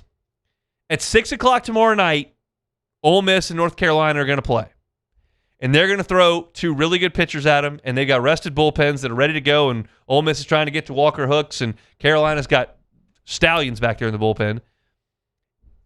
If the winner of that game at 6 o'clock tomorrow night is like the winner of LSU Arkansas last year, you are the big-time favorite to reach the championship series. Because I don't think Troy and West Virginia are here for the party for a long time. I think one of them's going 2 in Q, and the winner is probably going to get beat on Sunday. But the winner of Ole Miss, North Carolina, is in the Garden spot. Now, Ole Miss does have the ability. So let's say Ole Miss loses tomorrow. They lose at 6 o'clock to North Carolina. They turn around, they got to play Troy on Sunday. Well, they'll throw Rabe at Troy Well, Rabe may pitch tomorrow, but probably Elliott. Either way, you're going to have the other one in the next spot. And then Cade Townsend is ready for them when they need him on Tuesday. And by the time you play on Tuesday, when you got to come back and play Wednesday, which Ole Miss would with the loss, you've got Friday starter on Saturday, Sunday, Monday, Tuesday's rest. He's ready to go. So Ole Miss, if you have 3 starters, which LSU has never gone up there with 3 starters, so I can't, aside from 2017, they did, but you never go up there with 3 starters. Ole Miss has it. And with the days off, they can survive. But it feels like North Carolina could really put a dent in Ole Miss if they can win the game tomorrow. So I'm pulling for North Carolina. We're guaranteed to get an SEC team in the final from the other side. My sincere guess is that's going to be the winner of Georgia-Texas, and I'll talk about that game tomorrow. Volantis against that lineup for Georgia is going to be incredible, must-see TV. And I've told y'all this a bunch of times over the course of this NCAA tournament the last 3 weeks. Like, I'm enjoying the heck out of it. I hope that we never get in this position again, but at this point, it's a 50-50 shot over the last 40 years whether or not LSU is still around. This is the time where most teams aren't around. And we're through that part of it, and now I think it's just entertainment. I think it's going to be a lot of fun. No SEC team is going to win the College World Series over the next 2 days, but there should be some really exciting baseball. I like Ole Miss to win the whole thing. I've said that a couple of times, but hopefully DeCaro and North Carolina can deal them a brutal blow tomorrow, kind of knock them off their axis and dispatch them. I'm for the Heels this week. That's my team. I don't think Troy or West Virginia can win, and the other 5 teams are SEC teams. So give me the Tar Heels overall. They got to start tomorrow with the 6 o'clock game against Ole Miss. I can't wait to watch on a Friday night in Omaha, Nebraska. Usually on Thursdays, we talk to Joe Healy. I texted Joe. I said, I know how wild media day is. You've got 8 teams practicing. You've got 8 teams doing press conferences. You got to do a lot of writing, plus the NCAA press conference that's going on today. So we let him do his actual job instead of coming on with us. But I'm going to tap him on the shoulder at some point next week and get an update from up there in Omaha. But tomorrow, 1 o'clock, Troy and West Virginia, 6 o'clock, Ole Miss and North Carolina. I'm missing it this year, I promise y'all, but I can't wait to watch the College World Series, and we'll be talking about it probably one segment a day as we move forward Friday and into next week. Jay Johnson sat down with Michael Cobble at WBRZ. We hit some of that sound back in the first hour. We'll get to some more in the second hour, and this is about Jay Johnson having the last 2 weeks without preparing for any games. How has he used that to his advantage? We'll do that next. The Hunt Palmer Show. First American Bank and Trust, FABT.com is the website, but go see them. Go see them at First American Bank and Trust. You say, well, where is it? Well, I can't tell you exactly where it is because there are 25 locations, but you can find one pretty quickly wherever you are in Southeast Louisiana. They've been in our community for 116 years, since 1910, 25 locations, so there's always one near you. And this is the most important thing that I always tell you all about First American Bank and Trust. That the decisions made on your loans, commercial or personal, are made locally here in Southeast Louisiana. That means something. People that care about our communities are making decisions on your commercial loan. It's people you see at church, or people you see at lunch. It's people whose kids go to school with yours. It's a community feel, but that doesn't mean they don't have the resources necessary to help you as a larger business. No, they have 25 locations. They've got resources. First American Bank and Trust. Check them out online at FABT.com or stop in one of those 25 locations throughout Southeast Louisiana. It's First American Bank and Trust. At Bayou Automotive, we believe in a sales process that puts you first. We want you to experience an easy purchase with clear pricing and great service. Let Bayou Ford and Bayou Chrysler Dodge Jeep Ram be your trusted partners in finding your perfect vehicle. The crew at Bayou Automotive is going to do right by you. Hey, it's Matt Moscona. Look, back pain can sideline you from the things you love. That's why I trust Dr. Kevin McCarthy and the team at the Spine Center of Louisiana. Dr. McCarthy doesn't just treat symptoms. He gets to the root of the problem. From advanced injection therapy to minimally invasive surgery, they've got the expertise to get you back in the game. With 5 locations across Louisiana, including right here in Baton Rouge, quality care is close to home. Call the Spine Center of Louisiana or visit spinela.com and tell them Matt sent you. Hi, this is Beth Torina. Welcome to my pool.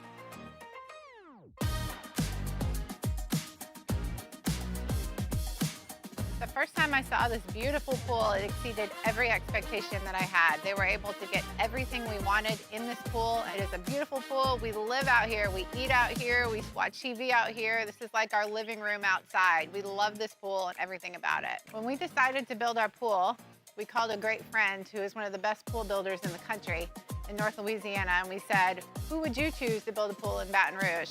And without a hesitation, he told us Russell Pools. He said their history, tradition of great builds, great pools was unmatched. So of course, who did we call? Russell Pools. The advice I would give to anyone looking to build a pool is first call Russell Pools. They'll do an incredible job. It'll be incredibly organized. It'll be time efficient, and you will have your pool in no time.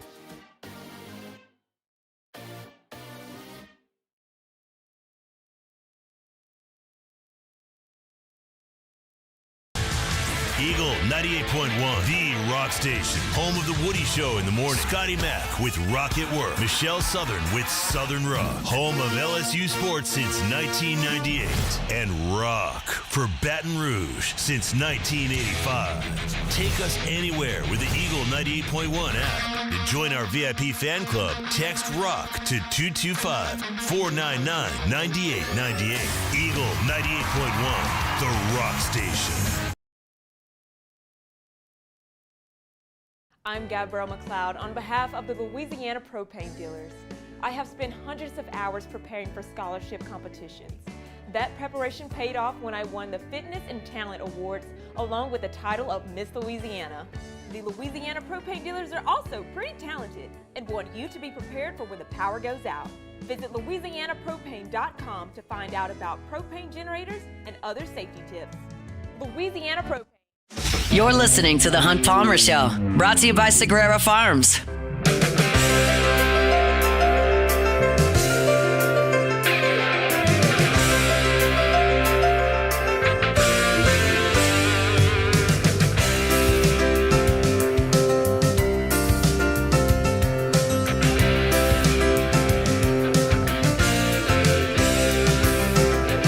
When I talk to you about Lifetime Roofing, obviously you think roofing. It's right there in the name, right? And you should, because they do an awesome job and can give you a lifetime workmanship warranty on a new roof.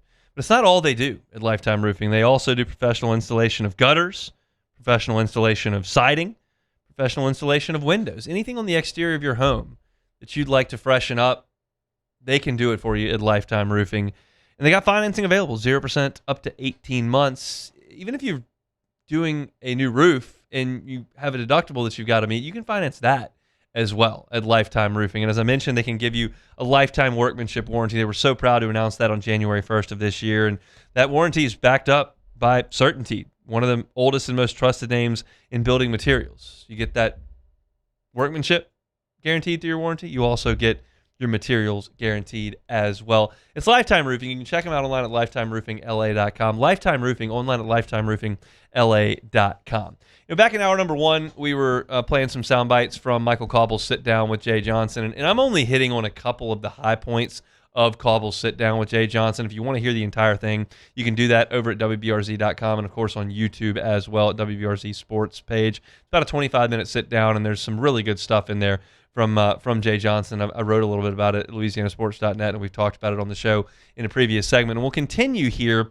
Jay Johnson's never missed the tournament at LSU. That's not something he's done a lot of in his coaching career, is miss the NCAA tournament. But he has been allowed now to focus entirely on the roster for 2027, as he's not preparing for games in regional, super regional, or College World Series play. And he spoke about not wanting to do it, but it's certainly something he's taking advantage of. Well, I will tell you something I've learned in the last month is how different it is doing this while not playing versus playing till the last game of the season. And I never will ever make that an excuse. I think it's the most first world problem ever. Sign me up for it. Right. Sign me up for it every single year. But the thought power that I put into having our team prepared to play on game day, that's always going to be number one.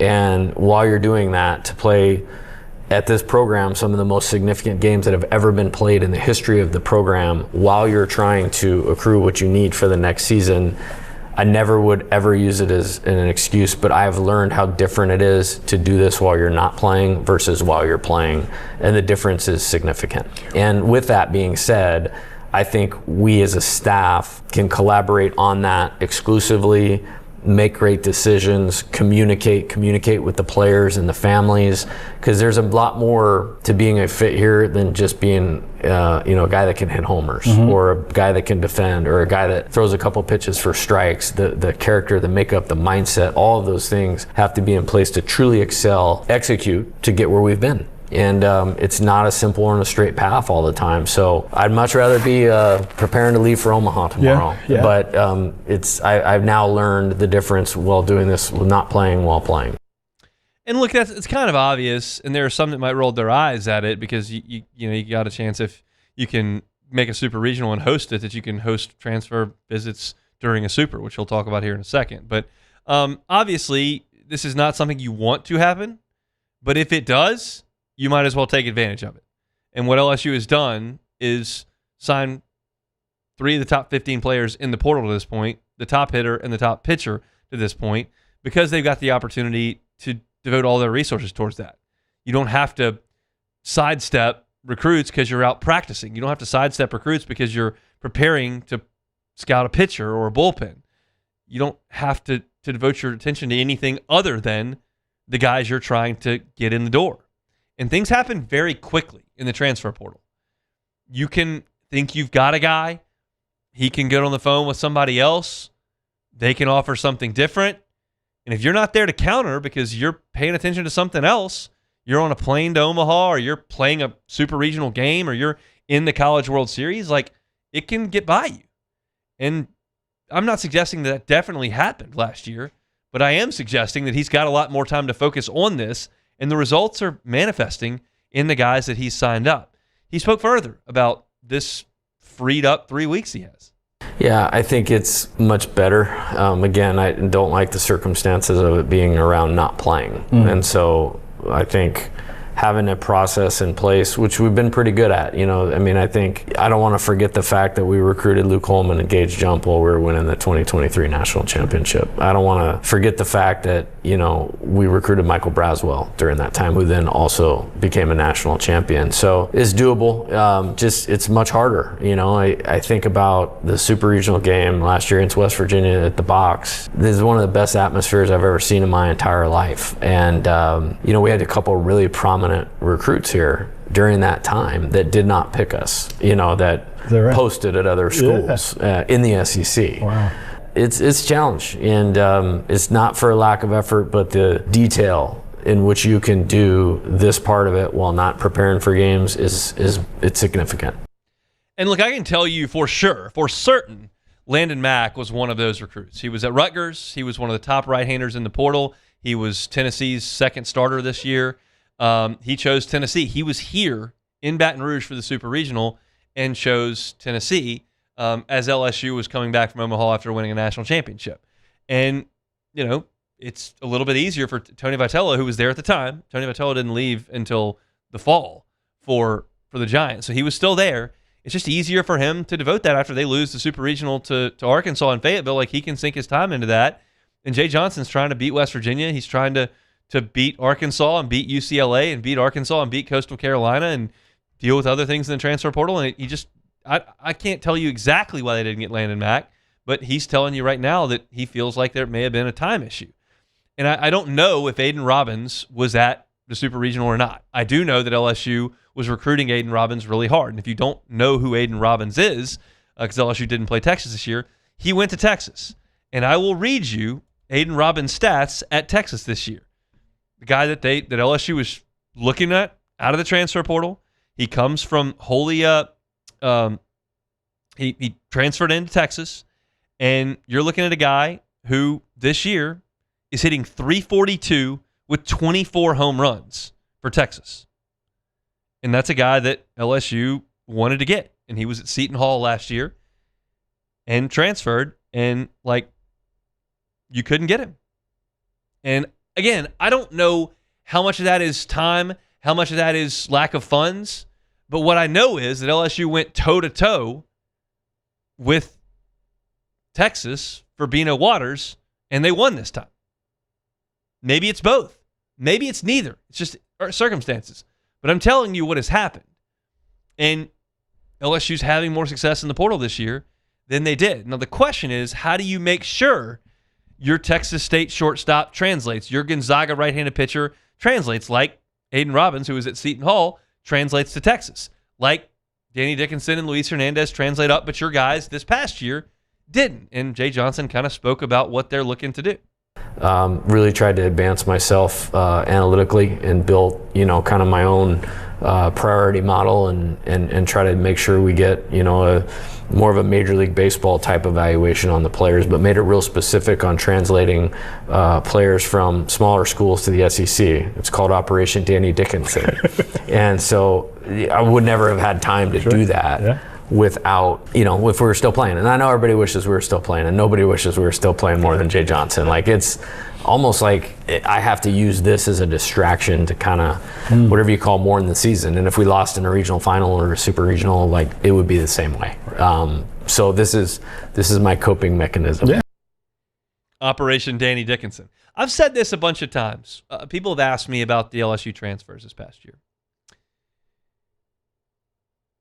On a stat sheet, you would be hard-pressed to tell the difference between Braden Simpson and Daniel Dickinson at High Point for Simpson and Utah Valley for Dickinson.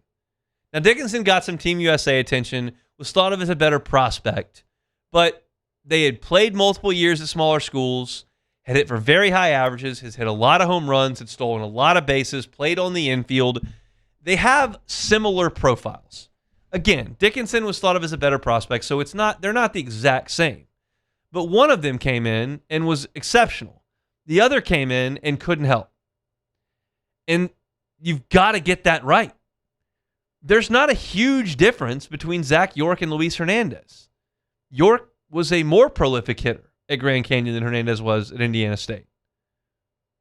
And Hernandez came in, was a really good defensive catcher, but he didn't hit 380 with 21 homers, but he hit 270. He hit some crucial long balls, had the swing against Arkansas that was hit on the screws that, the left fielder should have caught. Davalon's got to make that catch if you're an Arkansas fan, but he didn't.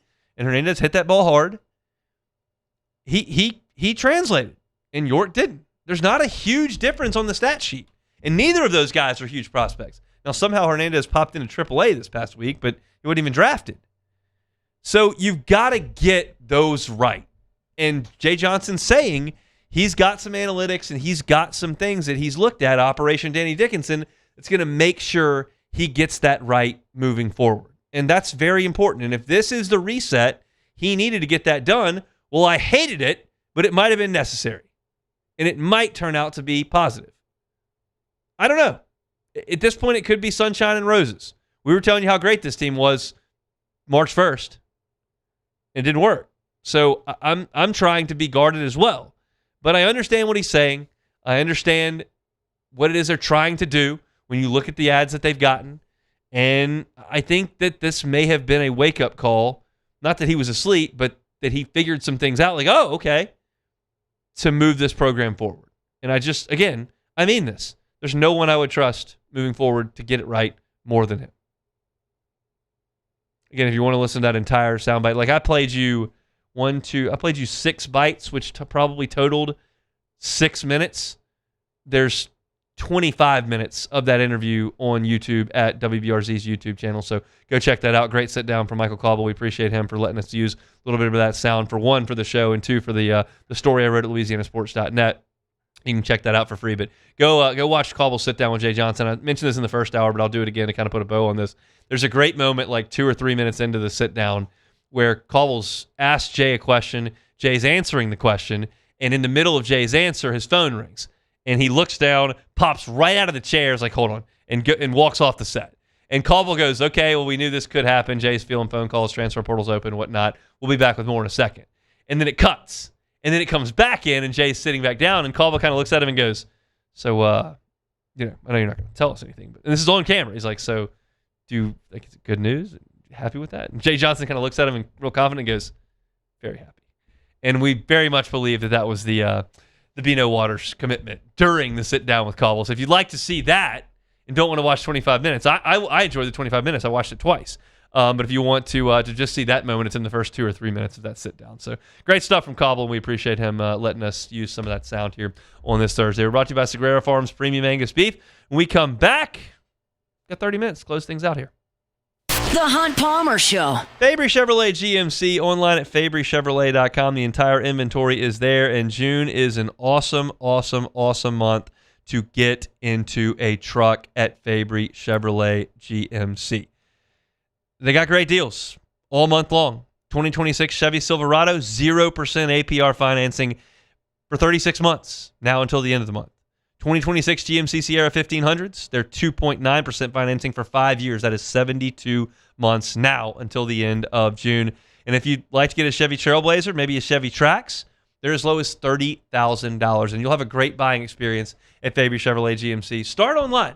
See the entire inventory right there. Sort however you'd like to by make and model, price, mileage, new, pre-owned. All that's right there on the website. But go see them, Highway 61 in St. Francisville, and see why the Fabry family has had success in this market for 35 years, because their customer service is second to none. Go have that wonderful buying experience on Highway 61 in St. Francisville at Fabry Chevrolet GMC. They're online at FabryChevrolet.com. At Parrish, we take pride in building roofs that last, because championships are built on commitment, not just on the floor or the court, but your home too. Parrish Construction and Roofing. ParrishBuilt.com.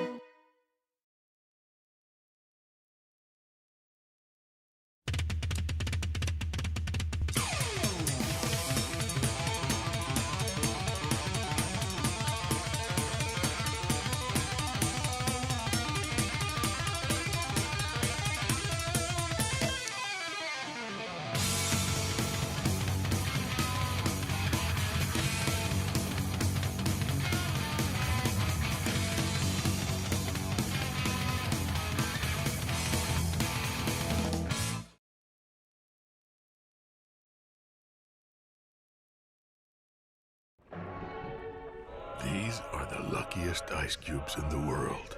They could have been a thankless bed for an all-you-can-eat salad bar. But instead, they've been called upon to cradle and cool a crisp, refreshing Dos Equis. Looks like the lucky just got luckier. Dos Equis.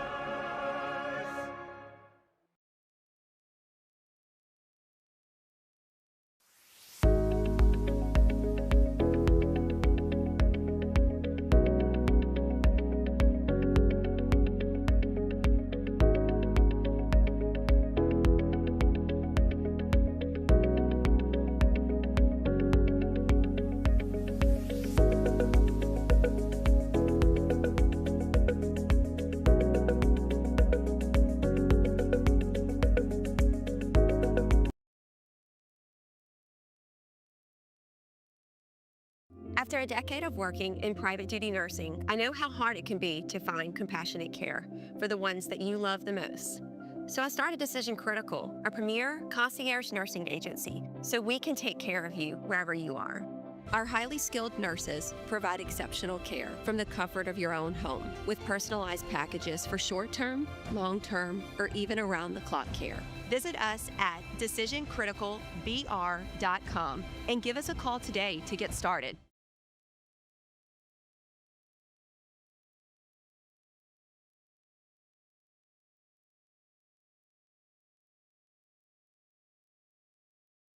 Every Raising Cane's chicken finger is marinated, battered by hand, and cooked to order to perfection. We don't have heat lamps, because when you make it right, you can taste it in every bite. Raising Cane's chicken fingers. This is the Hunt Palmer Show, brought to you by Sagrera Farms.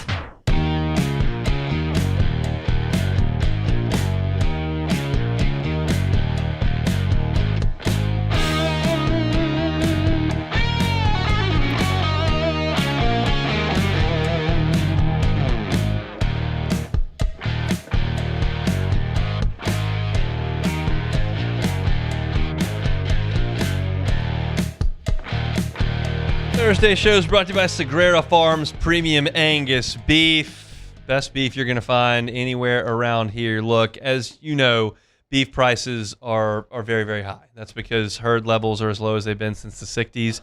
We've got considerably larger population than we did then. Supply and demand indicates that price is going to go up. But is the quality of the product going up? No, it's not. It's just mass produced. So when you go pick up beef, wherever you buy your beef, you may be getting thousands of DNA in that 1 pound of ground beef that you get. Do you know if it's been improperly used with antibiotics? Do you know if there have been steroids added? Do you know where it came from? Do you know what the quality level is? You know what the price tag says. You're paying a premium price. What kind of product are you getting?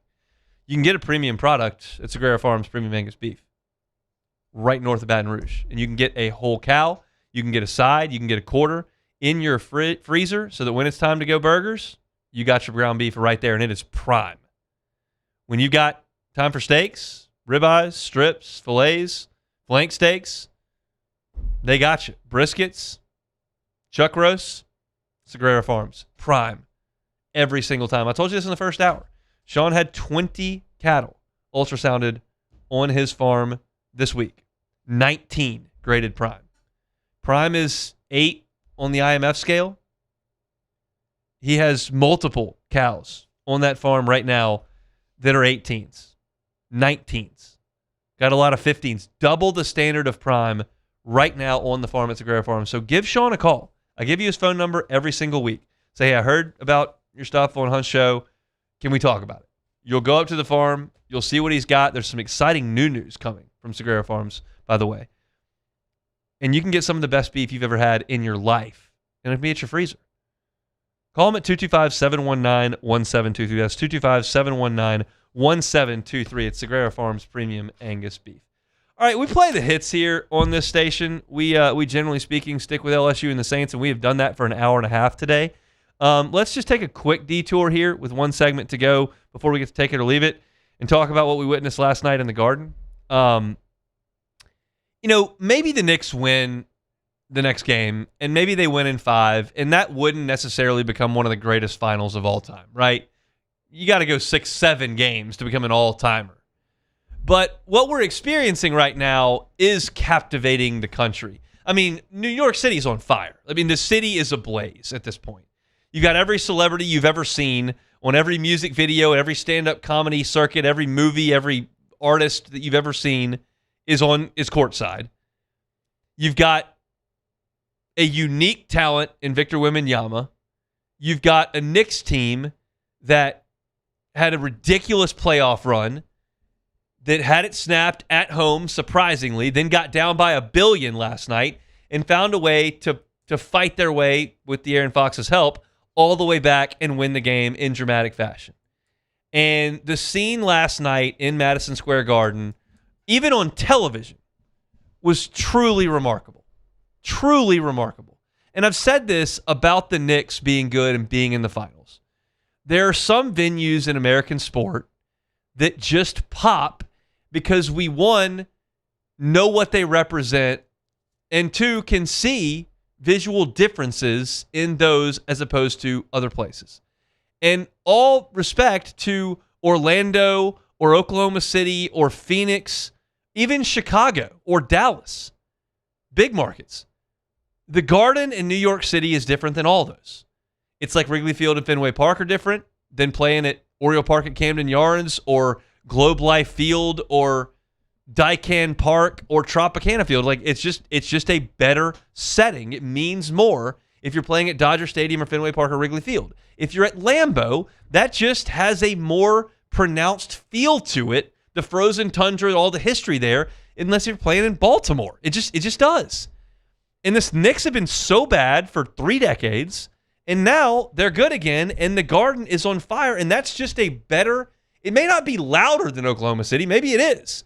But it's just a better television product for us as American sports fans. And you're getting it at full throat. You got it at full throat as they were trying to go 3-0 and basically slam the door. And you got it last night as they were shell-shocked by falling behind by 30. And then all of a sudden, here they come. And the Spurs start jacking up threes. And the Knicks just start chipping away. And then De'Aaron Fox starts doing whatever it is he's doing, and then they have a chance to hold the ball and get fouled, and they drive to the bucket, get it blocked by Anunoby, and the Knicks do what the Knicks did. and it was incredible theater. I'm not going to pretend like I've been locked in on the NBA playoffs. I'm not going to pretend to break down all the action like I'm the NBA expert here. We haven't talked NBA on this show all year. But I can speak to American sports. And what you're watching here is like the Red Sox winning that World Series in 2004. It's like the Cubs winning in 2016. The drought is not that long. It's long, but it's not quite that long. But it's that city, it's that venue, it's that franchise, it's that fan base, and it's the feel you get from watching it. And last night was remarkable television. And the NBA needed it. You haven't had this kind of buzz in an NBA Finals in I don't know how long. Like, I watched a lot of the NBA Finals last year because it was coinciding with the College World Series, and I was literally living above a sports book. I was in that sports book doing my show. After my show, I ate dinner in there most nights. I was watching the College World Series in there a lot, and the NBA Finals was on, and I was watching a lot. This is 6x that, at least, from a television product. And I like watching the Thunder play. I'm not one of those that hates watching the Thunder play. I'm okay with them playing really good defense and driving, and they draw fouls, and I realize it's not for everybody, but I don't hate the Thunder. A lot of people do. This is way better. And last night was high drama and a huge feather in the cap to the NBA. Jordan, you watched it all year long. I mean, give me your thoughts on what we saw last night. It was historic. It was the quintessential, they are just too young. They are too young. Yeah, they're young. They're young. They're not there yet. They will get there. We'll see. The NBA, everybody thought that Kevin Durant, Russell Westbrook, James Harden, Thunder were going to run the NBA for years to come. So just because you get there doesn't mean you're going to make it back. But that was the quintessential. They're too young. Between Wemby choking those free throws at the line, even though De'Aaron Fox with Fat Joe dancing next to him, it's just the scenes on television are incredible. No, it was actually cinematic. So my dad is a Knicks fan, right? Okay. So they won the championship when he was 3 years old or something like that. So this is like everything to him. And I turned the game off in the second quarter when they were down by like 1 million. I'm like, yeah, forget all this. I'm walking the dog. I'm about to go walk the dog outside. My dad's like, yeah, you watching the comeback? I'm like, what are you talking about? I'm like, and he flips the channel. The Knicks are coming. Jalen Brunson hits a shot to tie the game. I'm like, they came back. Yeah. And right when I'm out there watching the game with him, Wemby at the line, chokes the free throws, and the look on his face after he missed that first free throw and he's about to shoot the second one, there was it's a lonely place. Hunt. He would have rather been anywhere else in the world but on that free throw line. Line's a lonely place. And we're talking about an all-time big man free throw shooter. Like Wemby's a great free throw shooter for a big man. Choked both those free throws, and that was just the quintessential. They are just too young. They're not there. It was a gag. Yet. You shot 8 threes in 9 attempts. Why are you shooting threes and you're up 30 points? You're missing. You're going too quick. You're not holding the ball at the end when you need to. The shot clock's off. The one bet you have did that. The one shot clock's off. What are we doing? Draw a foul. Go to the line. And he didn't do it. And and sometimes I wonder about playing on the road and playing again at home.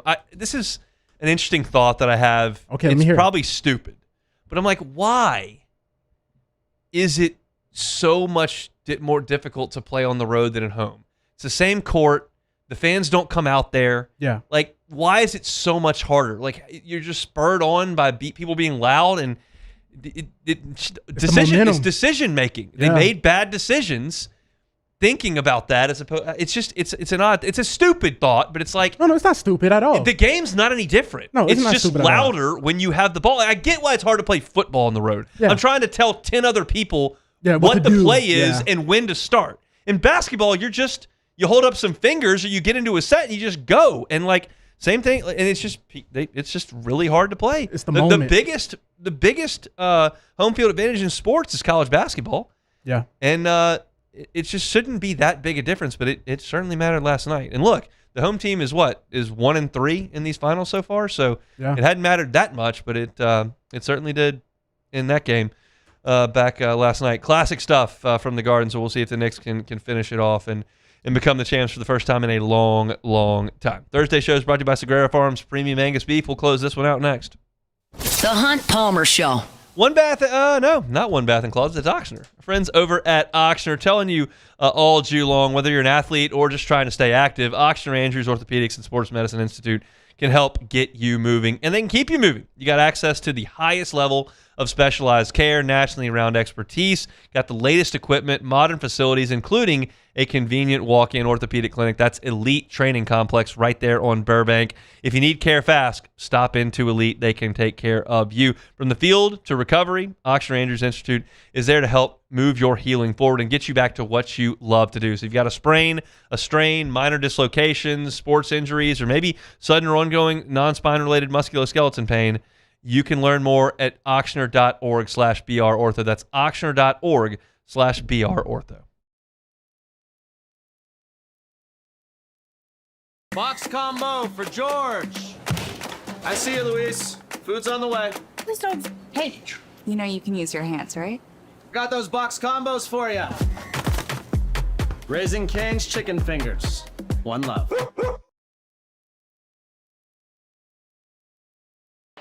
When it comes to industrial construction, River Parish Contractors can do it all. Mechanical, structural, custom fabrication, specialized welding, and turnaround services. Strategically located in between Baton Rouge and New Orleans, we have the local team with the experience and commitment to safety to manage the most complex industrial projects. Period. Here's the deal. Partnering with us means your project is delivered on time, on budget, and most important, safely. River Parish Contractors, let's get building.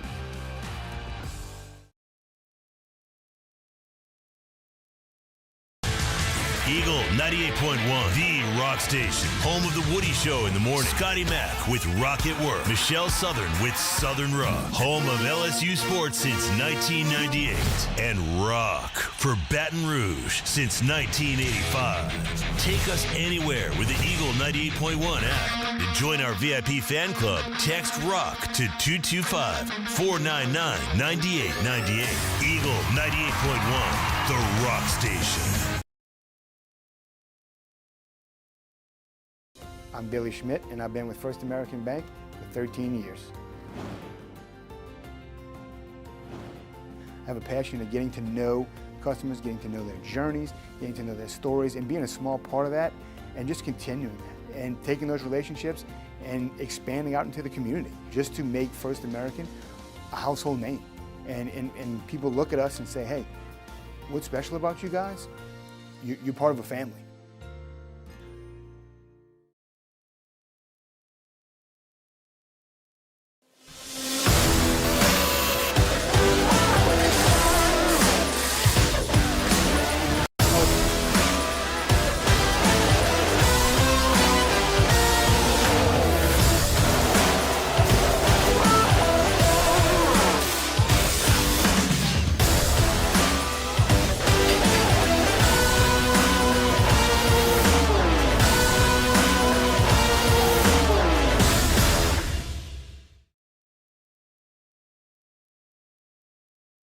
If your office is experiencing performance issues like slow networks, jammed printers, or disappearing files, Advanced Office Systems may be right for you. With powerful IT solutions, print management, document imaging, and security systems, they help offices regain confidence naturally. Side effects may include uncontrollable efficiency, smoother workflows, and a sudden burst of... This is the Hunt Palmer Show, brought to you by Sagrera Farms.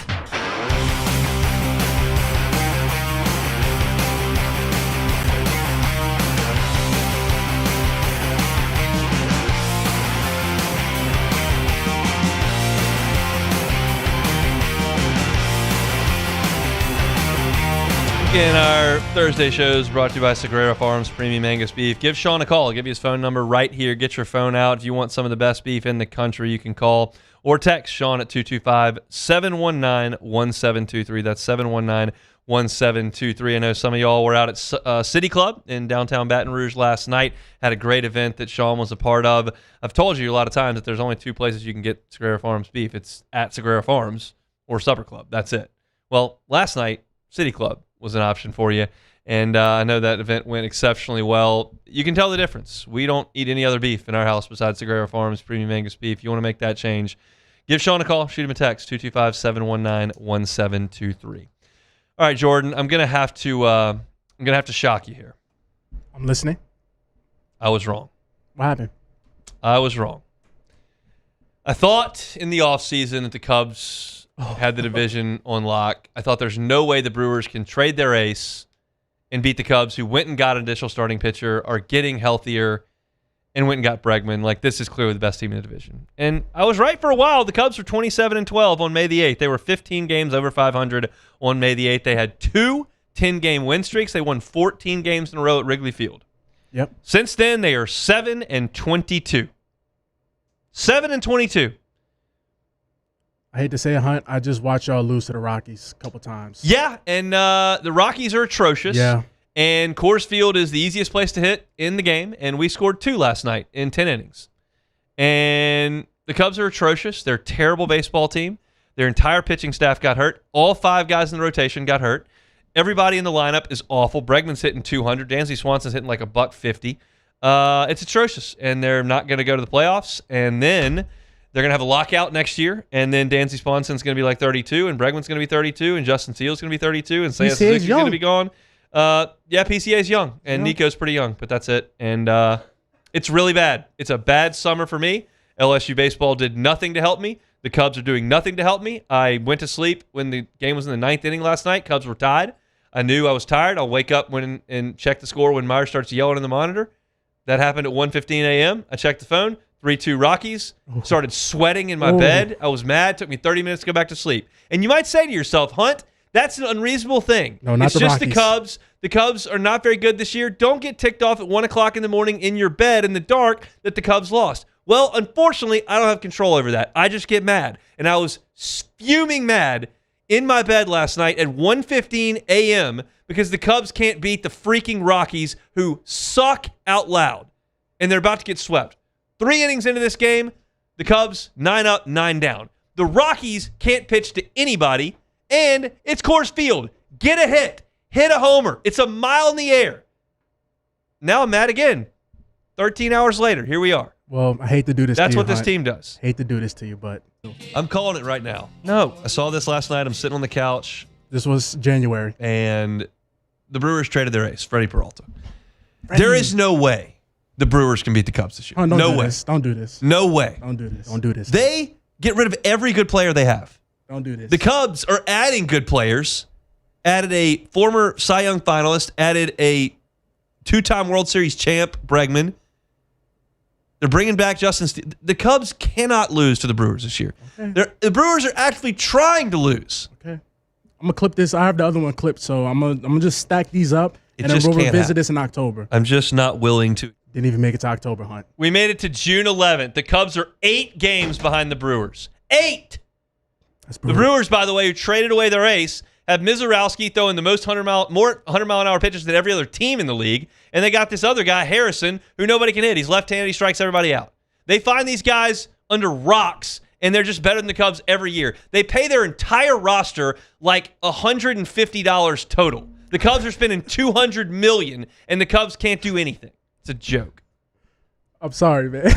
You don't sound sorry at all. You sound thrilled. You sound jovial back there. Well, I'm dying over here. I had the clips ready. I'm dying every night trying to watch this team. Can't beat the freaking Rockies or the A's. The Giants are terrible. Vitello got no shot. They got beat by the Giants in the series. Now they're going out to San Francisco tomorrow. They'll probably get swept again. This team bites.